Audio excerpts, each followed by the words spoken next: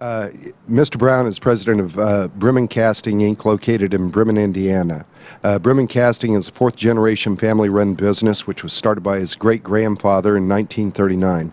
Mr. Brown, thank you for appearing today, and we look forward to your testimony.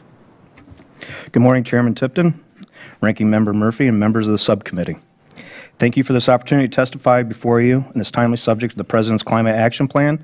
What is the impact on small business? My name is J.B. Brown, and I'm president of Bremen Castings in Bremen, Indiana, a small town of 5,500 people, roughly 15 minutes south of South Bend, Elkhart. As a small business that is energy intensive, I am very concerned that the regulations proposed by President Obama on the utility sector to force a quick reduction in carbon emissions would place on my company and the entire U.S. foundry industry at a substantial disadvantage to our foreign competitors, and it will raise our electric rates greatly. Today, the metal casting industry remains critical to the U.S. economy, as 90% of all manufactured goods incorporate engineered castings into their makeup.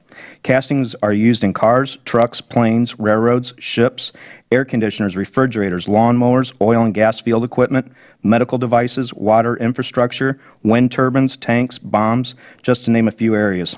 In short, castings represent a vital yet very basic aspect of our everyday life. I'm proud to be a fourth-generation Indiana metal caster and president of the family-owned small business that has been in continuous operation for over 75 years. Growing up, I spent many hours around the foundry and continuing my experience through high school and college. I have worked every job, every shift throughout our 155,000 square foot facility. Both my parents' fathers worked in this plant, and today we still have other families that are currently in their fourth generation as well. More recently, my daughter, representing the fifth generation, has been learning the business, interning in the foundry and machine shop every chance she gets when she's on break from school at Indiana University. After weathering a number of recessions and overcoming changes in the marketplace, our foundry continues to be a leading metal caster, producing thousands of different types of gray and ductile iron castings. Our team, over 250 associates today, manufacture an array of castings for heavy truck, agricultural equipment, valves, pipe fittings, pump components, compressors, lawn and garden equipment, as well as a variety of critical parts for the military Humvees, Oshkosh Defense, for the U.S. Department of Defense. BCI has been a long-time supplier of John Deere and Case New Holland in the agricultural sector, as well as Eaton in the heavy truck sector. We are now exporting castings from agricultural equipment to Brazil, France, Mexico, and Canada. By the way, background, the U.S. metal casting industry is the world's second largest producer of castings after China. Metal castings are truly the foundation for all manufacturing. The U.S. foundry industry is comprised of 2,000 operating casting facilities, with over 50 of these plants located in Indiana. More recently, a few new foundries have been built in states with inexpensive electricity, as well as proximity to their customers. The American metal casting industry provides employment to over 200,000 men and women directly and supports thousands of other jobs indirectly. The industry supports a payroll of more than $8 billion and sales of more than $32 billion annually. Our industry is dominated by small business, with over 80% of the U.S. metal casting employers having 100 workers or less. Over the past 2 years, Bremen Castings has worked diligently to cut some of our energy costs and become more efficient. In fact, we've made significant investments, over $500,000, in a variety of energy-saving projects. Despite being an energy-intensive industry, foundries are major recyclers. Castings are manufactured from recycled scrap material rather than new or virgin material and melt stock. Annually, U.S. foundries consume 15 to 20 million tons of recycled scrap material, giving new life to products that would otherwise go to the landfills. The foundry industry believes that it's imperative for the Americans to continue to expand access to our domestic energy supply in order to meet current needs for affordable energy and shore up our energy security. Oil, natural gas, and clean coal remain essential contributors to America's energy security. In addition, we strongly support the building of the Keystone XL pipeline and urge the U.S. Department of State to approve the President's permit for this project to move forward. As an energy-intensive manufacturer, I am very concerned about the consequences of the President's plan outlined on June 25th to regulate greenhouse gas emission from new, modified, and existing power plants on my foundry, other industries, and in manufacturing across the United States. I believe this new rule will cause power plants to close, drive up power costs for households and businesses across the country. and especially harm manufacturing heavy states. Additionally, these new regulations abandon all of the above energy policy and will threaten the foundry industry's ability to remain competitive in the international manufacturing environment. We compete globally against countries like China, where the industry is often state-owned, controlled, and subsidized, including for electricity costs. Furthermore, the proposed rules will adversely affect Indiana manufacturing consumers much more than most states. Indiana is a top energy-using state, and most of its electricity comes from coal-fired power plants.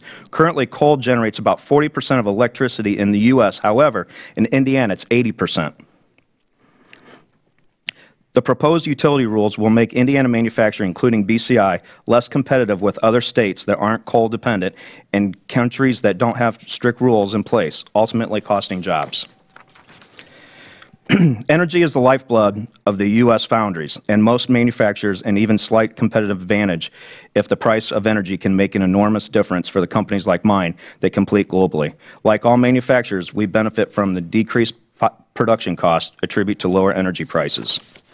In conclusion, as an energy-intensive industry, compromised primarily small business, metal casters are troubled by the prospect of increased electricity costs and reliability issues that will likely result from the administration's new power plant regulation being developed.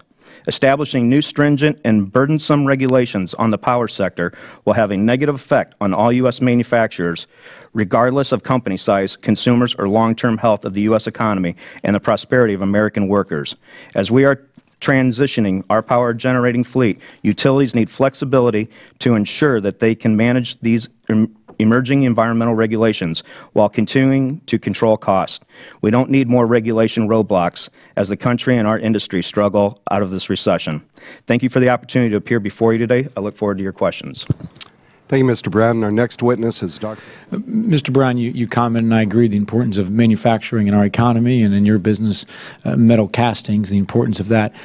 How have you seen your business change with the increased demand or supply of greener energy technologies, whether it's geothermal, wind, solar, et cetera? Has that increased your business in castings? For some foundries that produce, for that industry, yes, for those castings. But where we're located, solar and wind is not really, northern Indiana is not viable for us.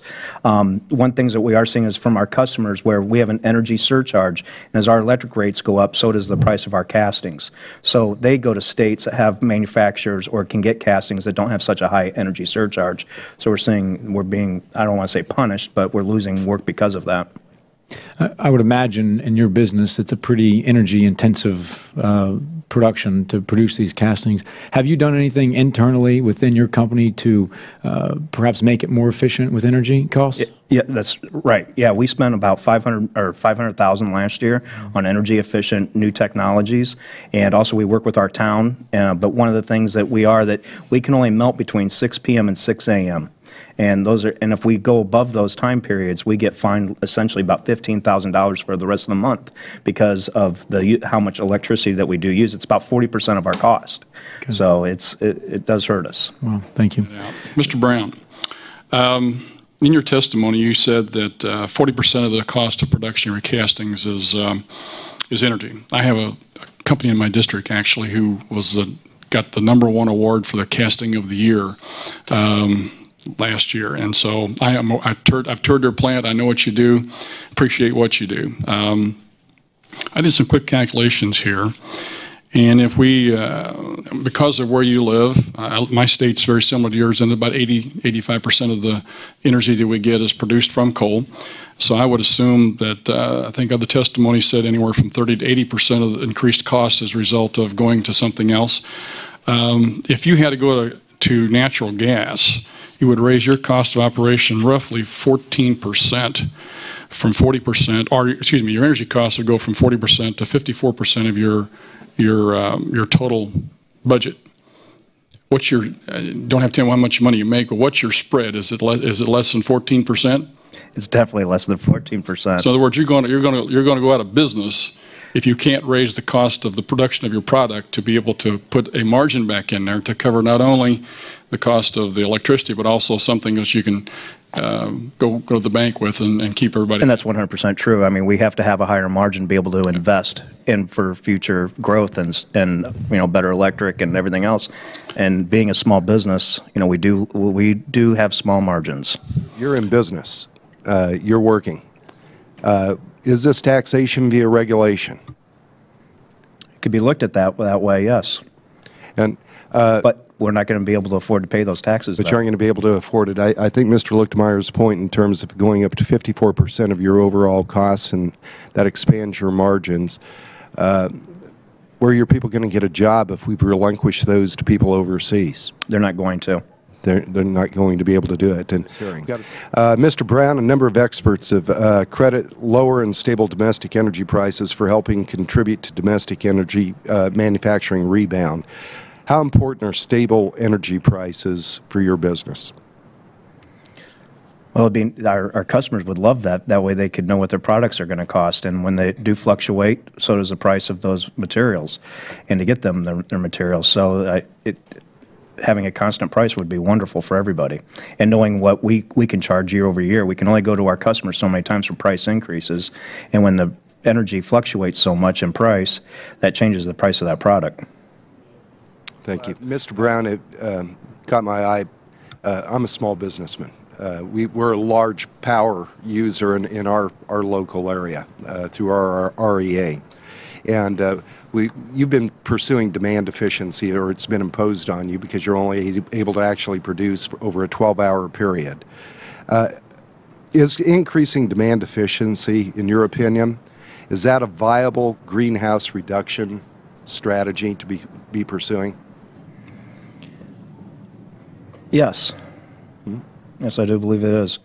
Part of the problem is that operating with the amount of energy that we need, the technology to produce what the EPA is talking about and everything else, and the electric companies coming back and talking to us, they don't know what the cost is going to be. They're telling us our electric rates could go up as high as much as 100% more because we're coal-fired, and I don't know what's going to happen then. So you're willing to comply to do your part. You just don't need to be further punished when you're trying to create jobs and produce a product. We always try to do our part. We try to under regulation, but the thing is when the demands on waste or whatever it might be are more stringent than what is even possibly can be contained either by technology or whatever, the technology is just not even there. Well, thanks, and we'd like to thank all of our witnesses for taking the time to come before this committee today. You all provided valuable insight into how the government's actions in Washington affect real people, affect small businesses in the real economy that we're all struggling with right now. It's unfortunate, again, that officials from the EPA chose not to testify at today's hearing.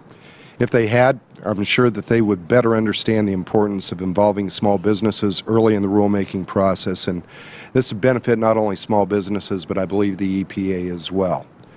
As a committee, we've examined this a number of times. The present and future prosperity of our economy and the viability of small businesses in the global marketplace are truly dependent on access to secure and affordable energy sources. That's been a great key to the American success story, as I'm sure Dr. Weinstein can attest to. For far too long, policymakers in Washington have acted as if the United States is an energy resource-poor nation, as you noted, sir, when that is far from the case. Resources like coal in my district, are important sources of energy and feedstock for small businesses and rural communities throughout much of the Midwest and our mountain states. While many in Washington pay lip service to the importance of developing an all-inclusive, all-of-the-above energy strategy, proposed regulations such as those outlined in the President's Climate Action Plan will undermine our goal of energy independence and weaken our already fragile economy. Should the Obama administration continue what many of us see as a war on coal, small businesses and the people who you are providing a service to, senior citizens and young families on fixed incomes, will be the first casualties. I ask unanimous consent that members and the public have 5 legislative days to insert statements and extraneous material for the record.